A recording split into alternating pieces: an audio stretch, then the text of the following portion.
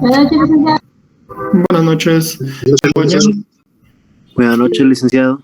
Sí, adelante, Hilda. Buenas noches. Un accidente. Ok, está bien. Bueno, compañeros, buenas noches. Pues les quería hablar primero de lo que platicamos con los otros catedráticos en referencia a la situación que se está viviendo, ¿verdad? Y a cómo se va a manejar. La instrucción que se nos dio es de que de nuestra parte se continúan las clases. Entonces yo tengo la instrucción directa de continuar impartiendo mi curso, a pesar de que solo hayan 1 o 2 estudiantes en el salón, ¿verdad? Pues yo respeto la decisión que cada uno desee tomar, ¿verdad?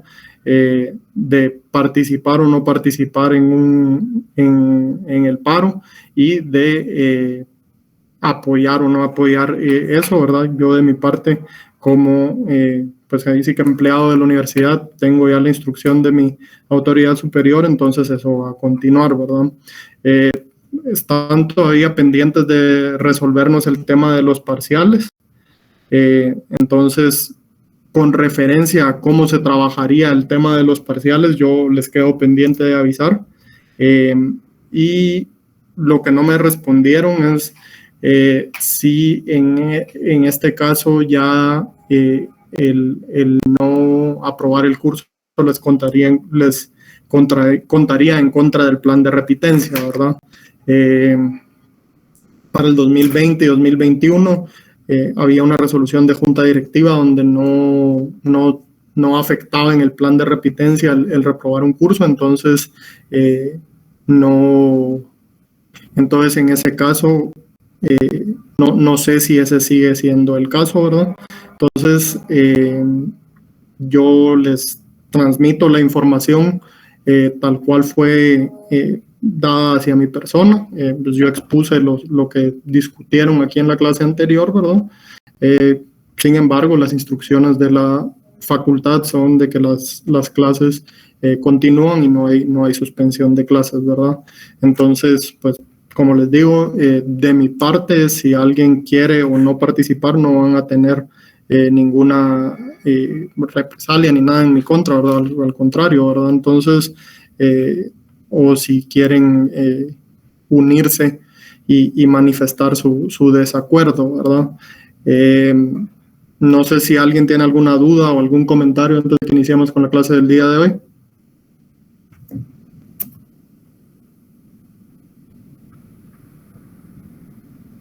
Todo claro, licenciado. Todo claro, gracias.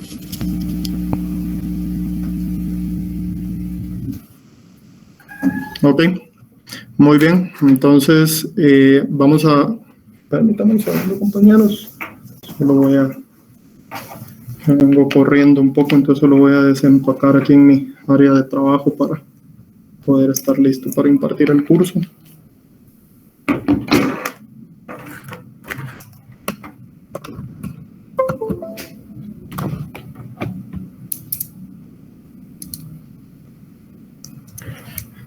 Ok, muy bien, compañeros. En la última clase que sostuvimos, que fue el día jueves, estuvimos hablando un poco sobre las nuevas teorías del comercio internacional y cómo éstas se relacionan o tienen incidencia en cómo los países comercian. Específicamente, estábamos hablando de cómo los pensadores económicos de la segunda parte del siglo XX, a partir de los años 70 u 80, se enfocaron principalmente en tratar de explicar por qué países con condiciones muy similares comerciaban entre sí, ¿verdad? Lo que ellos y desarrollan una serie de modelos que buscan hacer esa explicación, ¿verdad? Ya que los modelos clásicos y neoclásicos siempre situaron la fuente del comercio internacional o la raíz del mismo en en las diferencias entre países, ¿verdad? Ya sea fueran diferencias tecnológicas o fueran diferencias en términos de dotación de factores, ¿verdad? Lo que los pensadores de la segunda parte del siglo XX llega a la conclusión que ellos arriban es de que tiene que ver con el tipo de mercado donde se están realizando el comercio, ¿verdad? Tiene que ver con el hecho de que el comercio no es de bienes homogéneos, sino que es de bienes diferenciados y que consecuentemente con esto los bienes diferenciados tienen un mercado particular donde los consumidores entran y salen del mercado dependiendo qué tan elástico sea ante los cambios del precio, pero que cada uno de los poseedores de los mercados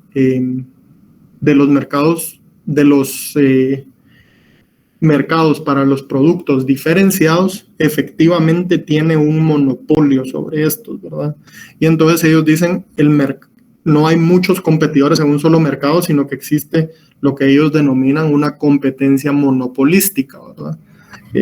Que se refiere simple y sencillamente a eso, ¿verdad? A que los oferentes no están ofreciendo necesariamente el mismo producto, sino que tienen un monopolio sobre la producción de productos ligeramente diferenciados y los consumidores tienen que hacer sustitución, ¿verdad? Tienen que hacer sustitución a otro producto. Se dice también de que estos pensadores, o más bien estos pensadores, llegan a la conclusión de que estos pequeños mercados monopolísticos al final tienen rendimientos a escala que son constantes en promedio, pero que son el resultado de aquellos productores que son capaces de sostenerse en el mercado y hacer crecer su producción a tal punto que los rendimientos a escala son crecientes, y por otro lado, aquellos productores que salen del mercado, ¿verdad? Porque su producto no es exitoso. Entonces, de alguna manera existe una rotación de productos, ¿verdad? De tal manera que lo que nos va a interesar en esta clase va a ser el tema de, bueno, ¿por qué sobreviven? Ahorita por el momento solo estoy haciendo una recapitulación verbal. ¿Por qué sobreviven y por qué no sobreviven algunos productores, ¿verdad? Entonces, lo que vamos a ver es un poco el lado de la demanda de estos modelos, ¿verdad? Lo que los pensadores encontraron es que estos mercados o estos ambientes donde habían muchos mercados monopolísticos tienden a consolidarse en unos cuantos pocos productores, ¿verdad? Como resultado de lo que veníamos discutiendo. Veníamos discutiendo de que algunos de los competidores no logran establecer su producto diferenciado y salen del mercado, y otros sí logran establecerlo, ¿verdad? Y al lograr establecer su producto dentro del mercado, alcanzan las famosas economías de escala, ¿verdad? Las economías de escala, para simplificar la definición, son aquellas economías donde el precio promedio de producción de cada unidad tiende a disminuir. Es decir, que la producción de cada mercancía es más barata que la anterior. Y la razón es porque existen costos fijos y costos variables, ¿verdad? Y al incrementar la producción, la proporción de los costos fijos se queda igual y ya solo son los costos variables. Entonces, digamos que tenemos una mercancía que cuesta 10 quetzales de producir por unidad y que tiene unos costos fijos de 1.000.000 de quetzales. Bueno, si usted produce 10 millones de unidades de esta mercancía, Entonces, sus costos totales van a ser 10 quetzales más, serían 10 millones dividido 1 millón, ¿verdad? Que serían 10 centavos, ¿verdad? Entonces serían 10.10, pero si usted produce 20, entonces aquí se reduce, ¿verdad? Entonces cada vez los precios son más y más baratos. Y lo que ellos se plantean es, ¿será que nosotros podemos plantear una teoría o un modelo que explique por qué estas diferencias del lado de la demanda, ¿verdad? ¿Por qué es que los productores se concentran o por qué es que terminan saliendo tantos productores del mercado? Y entonces, lo que ellos encuentran es que una de las herramientas más útiles para modelar esto son los efectos de red. Los efectos de red es o se puede definir como cualquier situación donde el valor o la utilidad que los usuarios generan del bien y servicio viene asociado del volumen de usuarios existentes para este bien y servicio. Esencialmente es una forma que nos permite modelar, entre otras cosas, gustos y preferencias y modas, ¿verdad? Les voy a poner un ejemplo práctico, ¿verdad?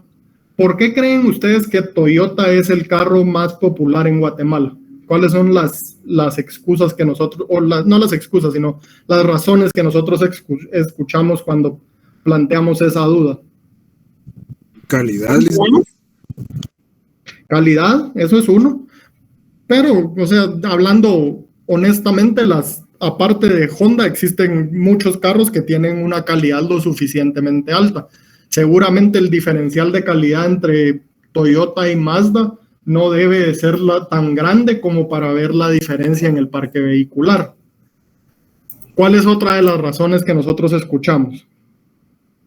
La facilidad de acceso a los recursos. Y que es particularmente cierta, es decir, es objetiva. Nosotros podemos verlo en acción. Una de las razones, y se me ocurrió este ejemplo hoy que precisamente tuve que hacer una compra para mi carro, es el costo de los repuestos. El costo de los repuestos es bastante bajo para los Toyota y tiende a ser más bajo que para los otros carros. ¿Por qué creen que es eso? Pues la razón es que existen muchos carros Toyota y consecuentemente la oferta de repuestos en el mercado es muy alta. Y cuando hay mucha oferta en un mercado, eso tiende a disminuir los precios. Entonces, aquellos consumidores de vehículos que tengan, o aquellos usuarios de vehículos que tengan un carro Toyota, van a ver un beneficio del hecho de que existan más usuarios de Toyota, ¿verdad? Es decir, con ciertos límites, entre más usuarios de Toyota haya, más baratos van a tender a ser los repuestos y yo voy a ver un beneficio de ello, ¿verdad? Otra razón es que hay más mecánicos que son expertos en tratar con esos carros y es una de las razones por las cuales a uno le tienden a no recomendar, por ejemplo, el comprar carros europeos, ¿verdad? Porque es difícil encontrar expertos que lo vean, ¿verdad? Pero eso es solo como una pequeña visualización de donde podemos ver un efecto de red, ¿verdad? Los efectos de red son conocidos también como economías de escala por el lado de la demanda. Es decir, cuando yo tengo en el lado de los demandantes, pueden llegar a tener economías de escala en la utilidad que ellos perciben de los productos. Es decir, yo vengo y debido a la cantidad o a la consolidación, yo veo un beneficio de tener de usar ese producto o ese servicio en particular, ¿verdad? No sé si hay alguna duda con esto, compañeros, algún comentario.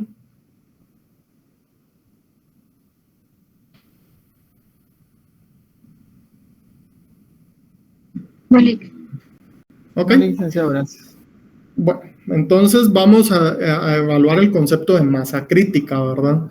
Esto es un proceso, un punto que a los expertos de esta teoría les interesa mucho porque la masa crítica es el punto mínimo que los productos sujetos a efectos de red deben alcanzar para adquirir características de economía de escala, ¿verdad? Es decir, que existen, por así decirlo, podríamos pensar como que existe una cierta carrera, ¿verdad?, por llegar a ese nivel de masa crítica, y cuando hay algún producto que logra llegar ahí, entonces tiende a establecerse, ¿verdad? Y pues a menos que exista un cambio en los gustos y preferencias, tiende a solidificarse y a persistir en el mercado, ¿verdad? Aquí nosotros muchas veces escuchamos de que, por ejemplo, en el caso de las empresas, entre más vieja es una empresa, más larga es su esperanza de vida, ¿verdad? Obviamente en un concepto probabilístico, no significa que las empresas viejas no puedan quebrar, ¿verdad? Pero generalmente lo que nosotros observamos es que si tuviéramos que proyectar qué empresa o qué firma va a tener una vida más larga, si, qué sé yo,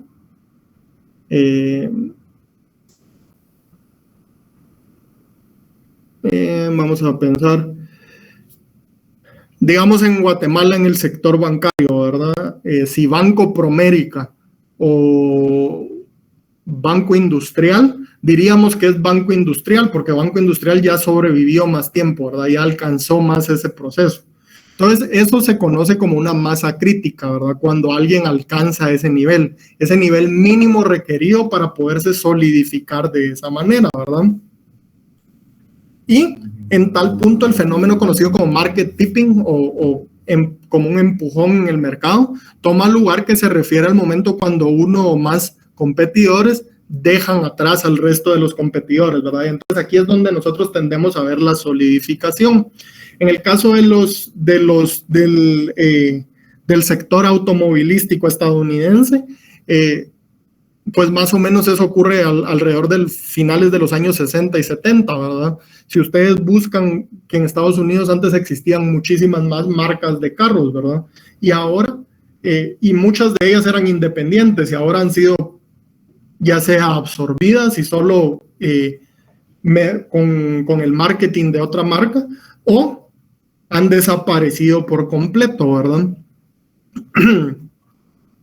Y entonces, esta es una de las razones por las cuales los mercados con efectos de red tienden a generar efectos donde les llaman que el ganador se lleva todo, ¿verdad? Que esto debería ir entre comillas, porque esto solo es un nombre comercial, por así llamarlo, ¿verdad? Aquí, ¿a qué nos referimos, verdad? Nos referimos a que cuando existen mercados de efectos de red, tiende a suceder de que no podemos construir mercados perfectos, ¿verdad? Sino que tendemos a encontrarnos con la situación donde uno o unos cuantos competidores se adueñan de todo el mercado.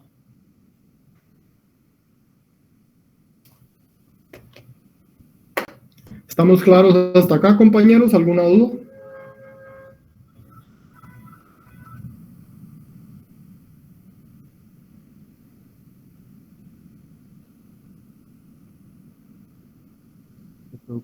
Sí, licenciado, gracias. Okay.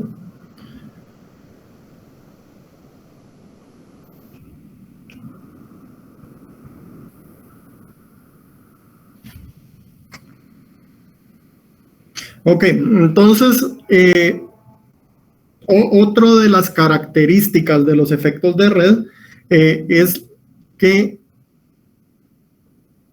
al tener nosotros la adición de un usuario, y aquí ya cuando vemos depende de red en particular, si ustedes ven los efectos de red tienden a modelarse de esta forma, ¿verdad? Y esta es la forma como matemáticamente se ven, no vamos a adentrarnos ahí, pero vamos a hablar un poco sobre cuáles son las características de las redes, ¿verdad? Aquí recuérdense que esa red de alguna manera nos va a dar como resultado una curva de demanda, ¿verdad? Entonces, lo que nosotros podemos decir es que hay ciertas redes o dentro de las redes nosotros podemos identificar un efecto total. Es decir, cuando la producción o la adición de un usuario más genera un incremento en el valor total o el valor actual del producto, ¿verdad? Entonces, aquí nosotros lo que tenemos es que, por así decirlo, tenemos un círculo así y cada uno que vaya entrando va subiendo el valor del producto, ¿verdad? Y el valor no necesariamente monetario. Por ejemplo, acá podemos pensar en las redes sociales, ¿verdad? Las redes sociales, su valor económico es el volumen de personas que lo usan, ¿verdad? Si nadie usa una red social, entonces esa red social deja de tener valor. Entonces, cada usuario adicional, desde el punto de vista de la red, puede agregar valor al servicio, ¿verdad? Aún así, ese usuario individual no tenga ninguna influencia ni ningún otro efecto sobre otras personas, ¿verdad? El hecho de que él se una a la red agrega, ¿verdad? Que yo, en lugar de tener 1 millón de usuarios, tengo 1.000.001 de usuarios, ¿verdad? Y así sucesivamente. Entonces, a eso nos referimos. Y el otro, que es el efecto marginal, es que puede resultar de que otros usuarios terminen utilizando el bien o servicio, ¿verdad? Ese es el otro efecto que nosotros estamos viendo, ¿verdad? O el otro efecto del cual se pueden beneficiar los productores cuya demanda está sujeta a efectos de red. Entonces, ¿qué se refiere a esto? Pues esta es una manera de poder ver si los efectos de red, por así decirlo, son una buena manera o una manera adecuada de modelar las modas, ¿verdad? Entonces, generalmente con las modas lo que termina ocurriendo es que la presencia o la prevalencia de otras personas que utilizan el bien o servicio causa que más personas lo utilicen, ¿verdad? Y aquí nuevamente las redes sociales son un útil ejemplo, ¿verdad? Las redes sociales se benefician de ambas cosas, del efecto total y el efecto marginal. Entonces, si yo con empezar a usar Facebook puedo motivar a las demás personas a que utilicen Facebook, entonces puedo decir de que ahí puedo medir yo mi efecto total, es decir, cuánto valor yo agregué, y mi efecto marginal. Y no solo puede pasar con Facebook, ¿verdad? Puede pasar, por ejemplo, con cosas como la ropa, la comida, etcétera, ¿verdad? Los autos. Entonces, todo eso son partes de las características a las que están sujetas la demanda por efectos de red, ¿verdad? Entonces, ¿qué tenemos nosotros acá? Lo que nosotros tenemos, para verlo completo en el lado de oferta y demanda, es, tenemos mercados que están abiertos o sujetos a competencia monopolística de bienes diferenciados y cuya demanda es el resultado de efectos de red. Como resultado de eso, yo voy a tener productores que entren con bienes ligeramente diferenciados y que van saliendo del mercado conforme sus firmas no alcanzan ese market tipping point, ¿verdad? El punto de market tipping. Y entonces se van consolidando en unos cuantos pequeños o en unos cuantos grandes productores, ¿verdad? Y esos cuantos grandes productores que buscan más mercados, ¿verdad? Y entonces terminan buscando ampliarse, hacer crecer la producción que tienen disponible gracias a las economías de escala.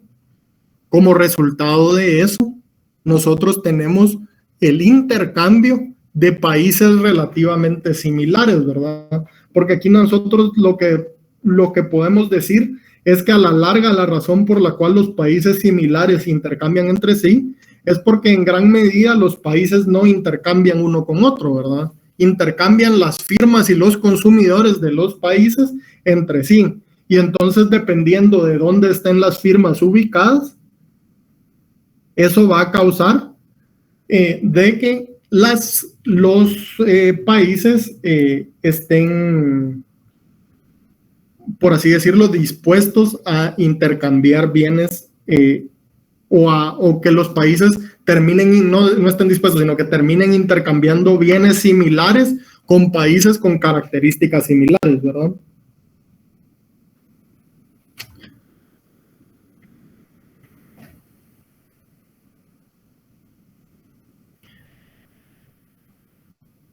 Muy bien, compañeros. ¿Alguien tiene alguna duda, algún comentario, algo que les gustaría agregar, compañeros?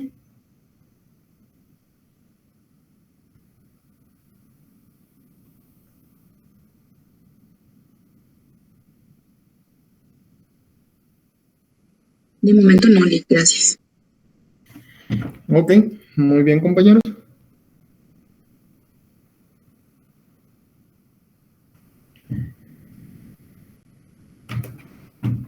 Bueno, entonces vamos a alcanzar algunas de las conclusiones de estos modelos, ¿verdad?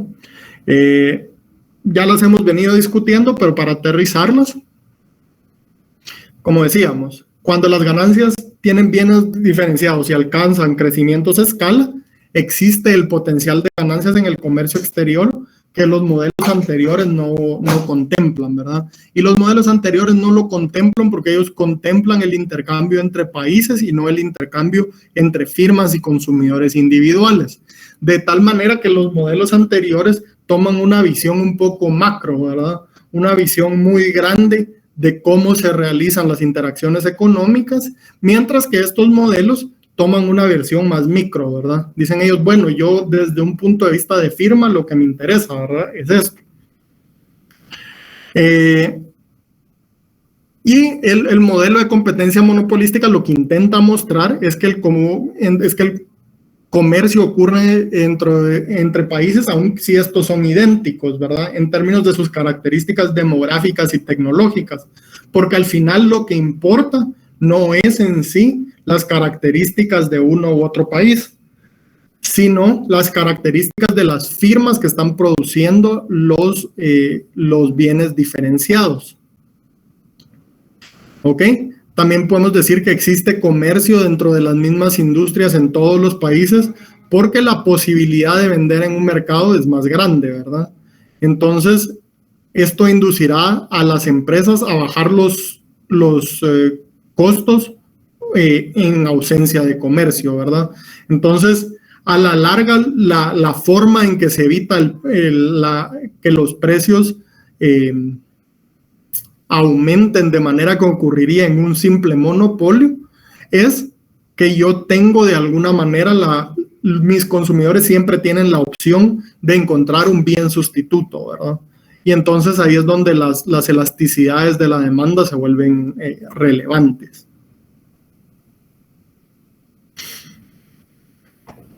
Entonces, a medida que estas empresas grandes salen, las empresas aumentan el costo, aumentan su producción y el costo promedio cae. Los costos con promedio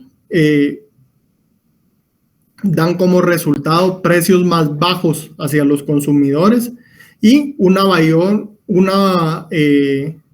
mayor variedad de productos, ¿verdad? Sin embargo, dado que esto es a costillas de algunas empresas que salen del mercado, existen costos de ajuste por el desplazamiento de los trabajadores, ¿verdad? Entonces, estos modelos tienen algunas implicaciones de política, ¿verdad? Es decir, no es que todos estén de acuerdo, pero generalmente los modelos pues nos llevan o nos provocan el llamado a alguna acción, ¿verdad?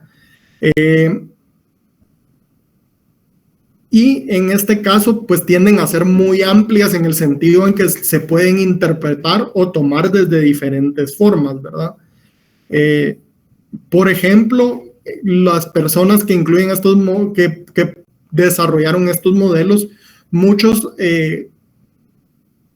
promueven políticas de innovación, ¿verdad?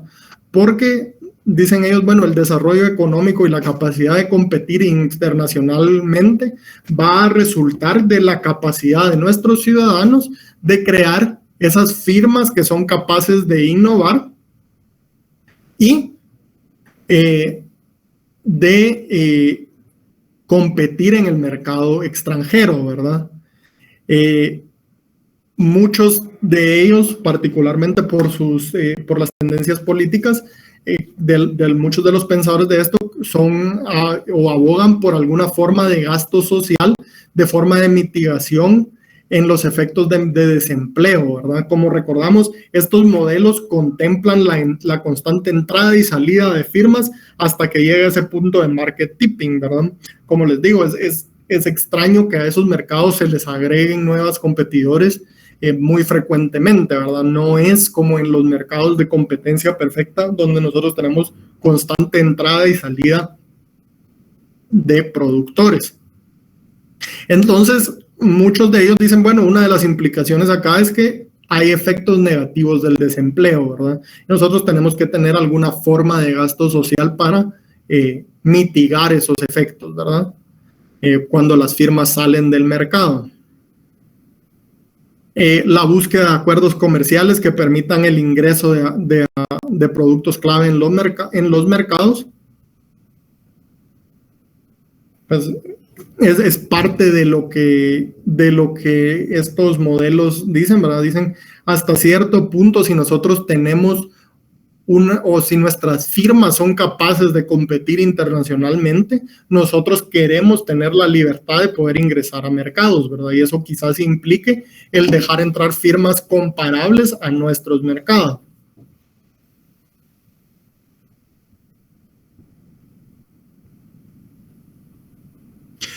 Y por otra parte, al existir la posibilidad de quiebra dentro de estos mercados, pues de alguna manera el modelo, lo que muchos, una de las implicaciones de política, por lo que es más famosa, es por la protección de industrias nacientes. La protección de industrias nacientes, compañeros, se refiere a el proceso que pasan las industrias o las firmas en los países donde deben alcanzar o tratar de alcanzar ese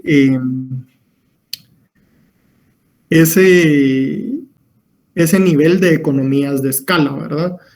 Lo que los pensadores de estas teorías plantean es lo siguiente. Ellos dicen, bueno, nosotros necesitamos de alguna manera poder proteger o poder o de alguna manera evitar que las firmas internacionales grandes que ya alcanzaron economía de escala puedan entrar a nuestro país y no permitan que las industrias en ese mismo ramo se desarrollen, ¿verdad? Entonces ellos dicen, sería conveniente proteger temporalmente algunas industrias para poder desarrollar esas capacidades que permitan el alcance de economías de escala y consecuentemente que los países pues luego puedan entrar al mercado internacional. Esto de aquí les ha generado muchas críticas porque pues de alguna manera se le ha llamado proteccionismo. Las personas, en particular Paul Krugman, que es uno de las personas más famosas asociadas con este tipo de teorías, lo que argumentan es que pues esa protección debe ser temporal, debe estar muy bien dirigida únicamente hacia productos, hacia industrias bien delimitadas y que debe de estar medida o de alguna manera ser sujeta a algún monitoreo, ¿verdad? Para poder asegurar que posteriormente no se extienda eso por un periodo largo de tiempo, ¿verdad? aquí les pongo yo a ustedes alguna,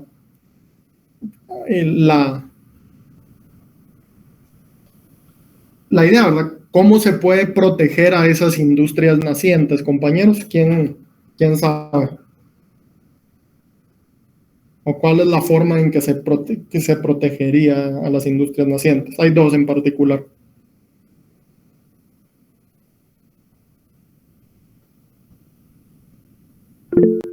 Adelante. Una subida de los aranceles en las importaciones. Esa es una. Hay una subida en los aranceles a las importaciones. ¿Cuál es la segunda?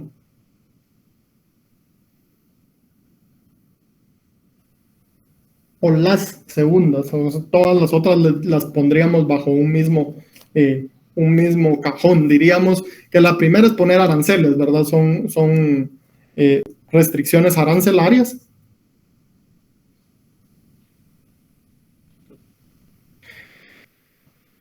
Y la otra, del gobierno hacia las empresas. Más que eso, la otra son lo que llamaríamos no arancelarias, pero algunos de los ejemplos son poner cuotas de importación, pero más que eso sería, por ejemplo, y eso lo vemos nosotros aquí en Guatemala, ¿verdad? Aquí en Guatemala, y no sé hasta qué punto esto estuvo inspirado en este tipo de políticas, pero hay una industria que tiene un beneficio que no tienen las otras industrias. ¿Cuál es esa industria, compañeros?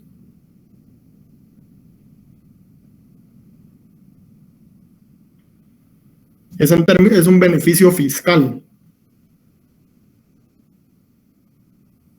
¿Serán las maquilas LIC? Correcto, las maquilas y los call centers, ¿verdad? Lo que le llamamos outsourcing, ¿verdad? De alguna manera eso está dirigido y debería de tener alguna medición, ¿verdad? Habría que, y ahí sería una cuestión más de su curso de política económica, el evaluar si esa política económica ha sido bien llevada o si ha dado lugar para que algunas personas pues de alguna manera se consoliden y básicamente no tengan que pagar impuestos hasta nunca, ¿verdad? Porque la idea original es darles 10 años para que ellos pudieran tecnificarse, alcanzar un nivel donde fueran competitivos en todo el mundo y luego que empezaran a pagar los impuestos que corresponden dentro de la ley, ¿verdad? Como les digo, ¿verdad? No es el alcance de esta clase el pensar si esa teoría ha sido, o si esa política ha sido bien aplicada o justa, pero básicamente es lo que se está haciendo, ¿verdad? Se busca la protección de una industria que en ese momento en Guatemala no existía, ¿verdad? O existía a una escala mucho menor. Entonces, sí, la forma de que estas personas o estos pensadores sugieren o lo que ellos argumentan es que la implicación surge del conocimiento que las firmas incipientes rara vez cuentan con economías de escala que les permitan ser competitivas en un mercado de competencia monopolística, ¿verdad? Entonces, cuando una industria nacional únicamente cuenta con este tipo de firmas, se le puede proteger de competidores externos que sí ya tengan esa economía y se le puede dar un subsidio, se le puede dar un beneficio arancelario. De la forma que yo lo veo, esencialmente la exención de ISR les da un subsidio, ¿verdad? Es un dinero que ellos normalmente tendrían como un costo que no lo tienen que pagar, ¿verdad? Y al contrario de modelos de sustitución de importación, donde el proteccionismo era bastante más amplio, ¿verdad? La propuesta de acá es que sean industrias nacientes, tiende a ser focalizado a un grupo, o debería de ser, ¿verdad? Delimitado a un grupo bien pequeño. Y entonces, pues, una de las críticas que se le hace a este tipo de modelos es que pues básicamente ese tipo de beneficios terminan por consolidarse y entonces estas industrias nunca terminan de desarrollarse, ¿verdad? Como les digo, eso muchas veces depende de diferentes perspectivas y viene con un tinte pues político, ¿verdad? Entonces aquí, como les decía, la protección y para tal efecto la recomendación es que la identificación de la industria debe ser delimitada en términos de alcance, ¿verdad? No debemos decir así como que industrias manufactureras, ¿verdad? Sino que meternos bien a qué es lo que estamos hablando. La propuesta debe ser limitada en términos de tiempo y para ser exitosa debe contar con formas de medir los avances y maneras de pues tener un comportamiento correctivo, ¿verdad? Esa es lo que termina sucediendo ahí. Entonces, esas son las implicaciones de política, ¿verdad? Como les decía, esta protección puede hacerse a través de aranceles, cuotas de importación o barreras no arancelarias. Y pues el argumento que harían los pensadores es que a pesar de que esto tiene un costo en el corto plazo, ya que le aumenta el precio al consumidor y tiende a reducir la variedad de bienes disponibles en el mercado interno, se espera que en el largo plazo tenga beneficios en términos de empleo y productividad, ¿verdad? Entonces, si vemos esta familia de modelos, son diferentes a los clásicos y neoclásicos en cuanto a que son los únicos modelos que de alguna manera tienen una propuesta distinta a la liberalización del comercio, ¿verdad? Por lo menos de los que hemos visto en clase, ¿verdad? No, obviamente existen otros modelos como el de sustitución de importaciones, que no abarca este curso, que sí tienen pues el proteccionismo o una forma de proteccionismo ya incluida, ¿verdad?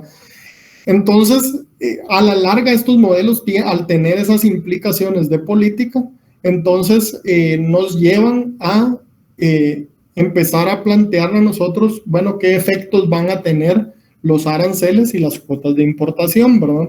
Entonces vamos a empezar a nosotros a ver en nuestra unidad de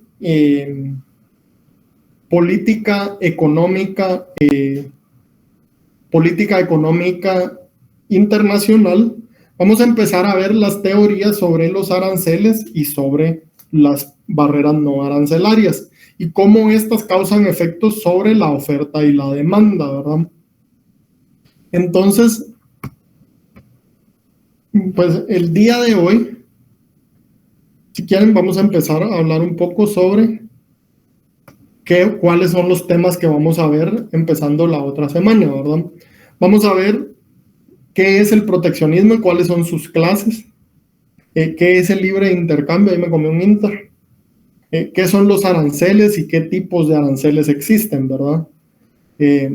Y cuáles son los efectos de los aranceles y cómo nosotros podemos medir la protección que estos aranceles ofrecen a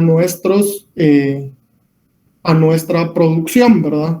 Finalmente vamos a ver la protección efectiva y el famoso sesgo antiexportador, ¿verdad? Vamos a hacer la forma en que se calculan esos puntos.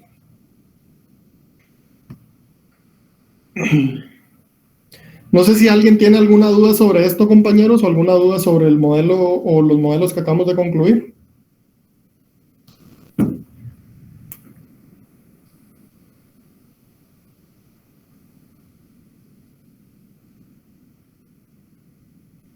Todo bien, gracias.